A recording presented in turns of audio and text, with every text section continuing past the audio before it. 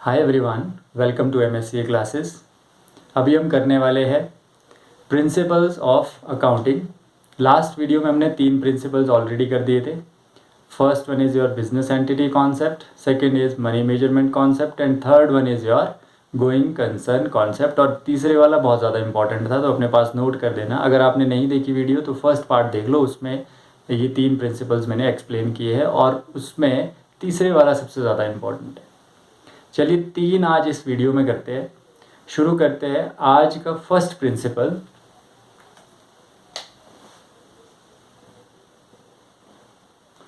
Accounting period concept.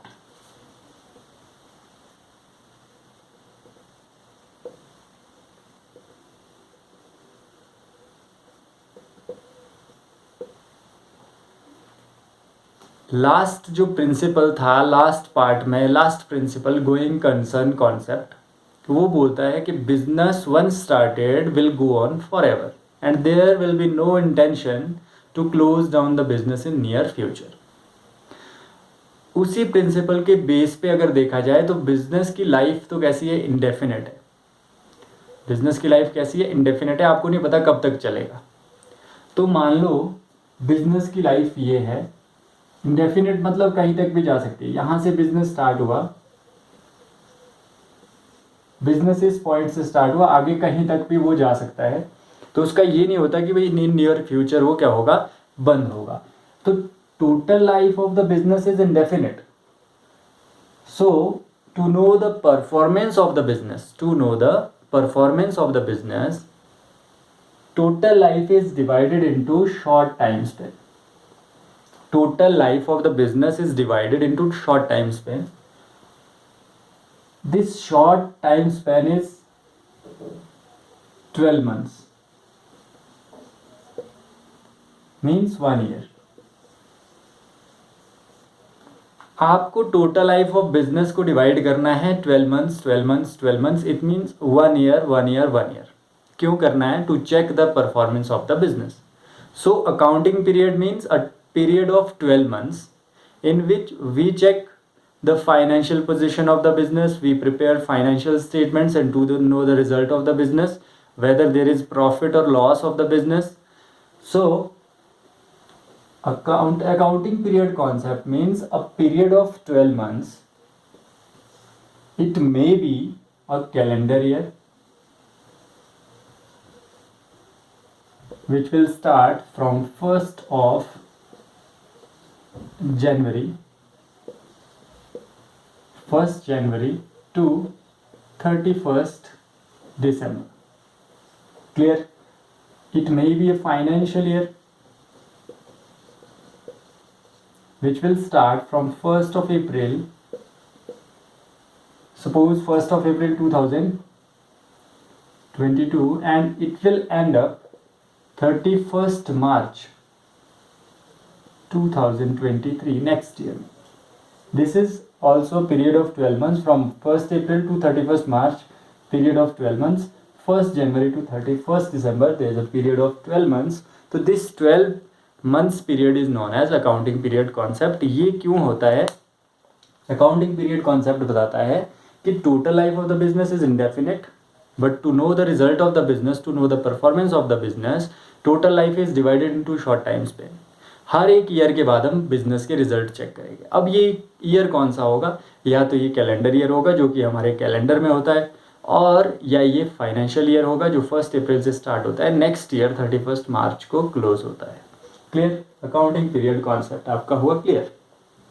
चलिए next देखते हैं।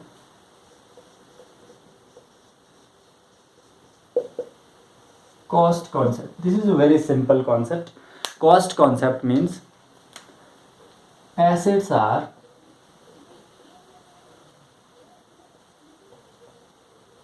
recorded at cost price in the books of accounts.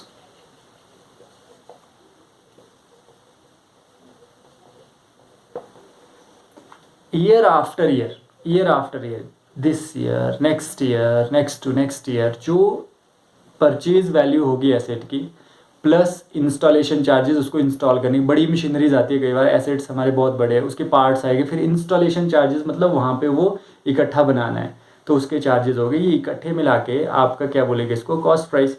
तो cost price पे ही इस साल उस एसेट्स को रिकॉर्ड किया, इस एसेट को रिकॉर्ड किया जाएगा, नेक्स्ट ईयर भी किया जाएगा, उससे नेक्स्ट ईयर भी किया जाएगा। मतलब इसमें मार्केट वैल्यू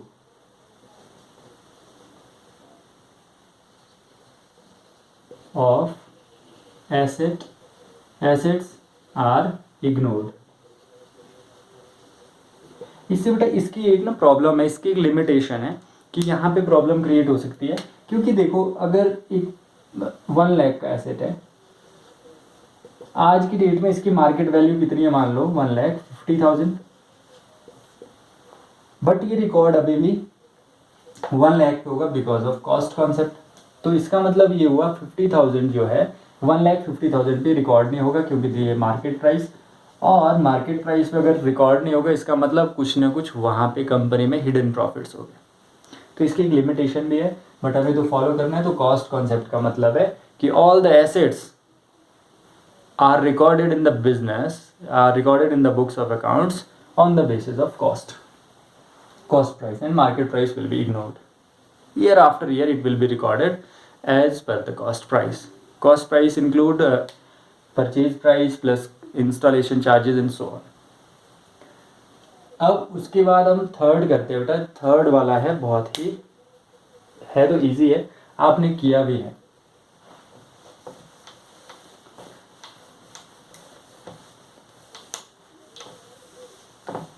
थर्ड वाला है dual aspect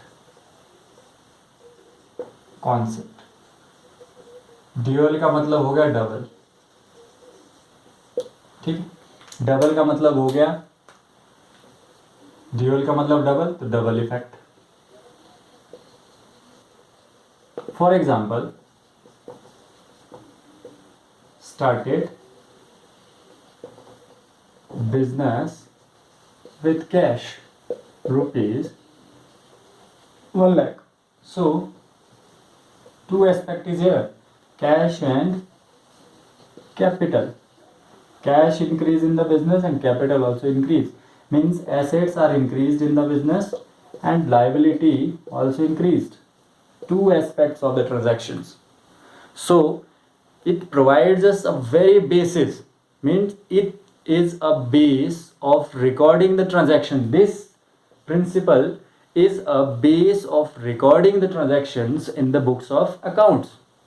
On the basis of dual aspect concept, we record transactions in the books of the accounts. It gives us double effect, like in transaction started business with cash 1 lakh, cash increases in the business and capital also increases. So cash comes under assets and capital comes under liability. There is a simultaneous increase in two aspects of the account. Dual double aspect concept मतलब हर transaction के दो aspect हो गए, हर transaction के दो aspect हो गए।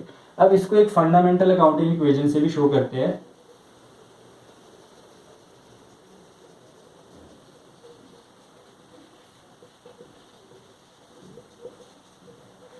If you remember, इस चैप्टर में किया होगा आपने, इसको करते हैं assets equals to liabilities plus capital. Actually ये जो assets equals to liability plus capital है, ये एसेट्स इक्वल्स टू लायबिलिटी है। Capital is also a part of liability. Capital is your internal liability. जब हम इसको करेंगे तो बताऊंगा। कैपिटल टू टाइप्स की होती है, एक होती है लायबिलिटीज टू टाइप की होती है, एक होती है इंटरनल लायबिलिटी, एक होती है एक्सटर्नल। बिजनेस को कुछ पैसा बिजनेस के अंदर ही जो वहाँ पे बैठे हैं उनको देना है, कुछ आउटसाइडर्स को देना है। तो जो अंदर वाली लायबिलिटी है इंटरनल लायबिलिटी बोलते हैं, और उसी को कैपिटल भी बोलते हैं। दूसरी आउटसाइडर लायबिलिटीज को अलग से लायबिलिटीज बोला। तो ये एसेट्स और लायबिलिटीज है टोटल। पर लायबिलिटीज को टू पार्ट्स में डिवाइड किया, liabilities plus capital. Liabilities mean outsiders liability, this is your owner liability, means इसको ओनर इक्विटी भी बोलते हैं। इसको क्या बोलते हैं? ओनर इक्विटी, मतलब ओनर का जो पैसा लगा है बिजनेस में, वो बिजनेस का फर्ज बनता है कि इन फ्यूचर वो रिटर्न करेगा, तो उसको एज अ लाइबिलिटी रिकॉर्ड करता है, पर कैसी लाइबिलिटी, इंटरनल लाइबिलिटी, और उसको नाम दिया कैपिटल। Is it clear? तो अगर इसको सिंपल लिखूं तो assets always equal to liability. ये है आपका dual aspect concept. This is the base of recording the transaction in the books of account. So with this concept आज के हमारे 3 कॉन्सेप्ट हो गए। नेक्स्ट वीडियो में फिर मिलेंगे, फिर करेंगे 3 कॉन्सेप्ट और। Thank you so much.